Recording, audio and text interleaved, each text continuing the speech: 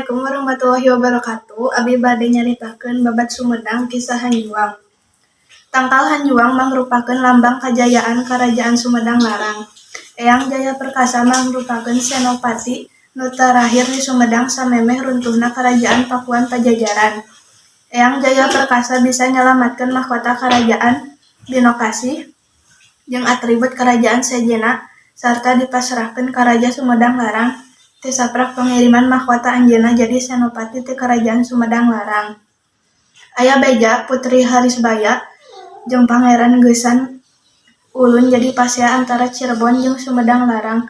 Nepi ka Cirebon ngirim pasukan pikeun nyerang ka Kutamaya Sumedang. Sanajan kitu, pasukan Cirebon gagal sabab dicegat ku pasukan Sumedang Larang anu dipimpin ku Senopati Eyang Jasa Perkasa.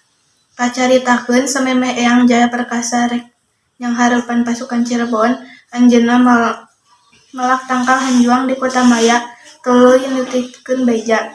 Lamun ieu tangkal Hanjuang masih seger tur hirup keneh, hartina kuring masih keneh hirup jeung ulah ninggalkeun Kutamaya, ceuk Eyang Jaya Perkasa. Numutkeun carita keur perang, Eyang Jaya Perkasa teh papisah jeung 3 lanceukna nu milu perang.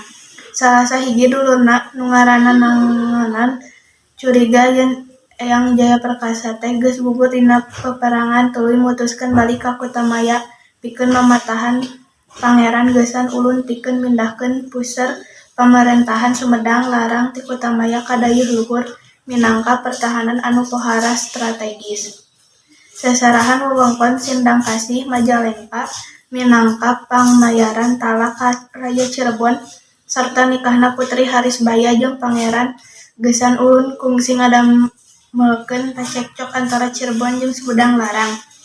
Di lain waktu, Senopati Eyang Jaya Perkasa mulang ti medan perang manggihan Kutamaya teh geus ditinggalkeun tangtu wae anjeunna kaduhung kana kalakuan Pangeran Geusan ulun. Satepina di dayeuh luhur anjeunna maehan nanganan dulurna kusabab kasalahanana. Kacaritakeun ku cewana Eyang Jaya Perkasa anu sabenerna nyaeta ngahareupan pikeun mulangkeun kaagungan jeung kamuliaan Karajaan Pakuan Pajajaran ngaliwatan Karajaan Sumedang Larang geus gagal. Sementara eta tangkal Hanjuang nu dipelak ku Eyang Jasa Perkasa masih keneh makar seger di Kutamaya, ayeuna Desa Padasuka Kacamatan Sumedang Kaler. Kucewa jeung ngewana ka musuh oge diisrahkeun katurunanna engke lamun jarah kakuburanna teu meunang make baju batik anu dina pamadeunganna mangrupakeun ciri has tina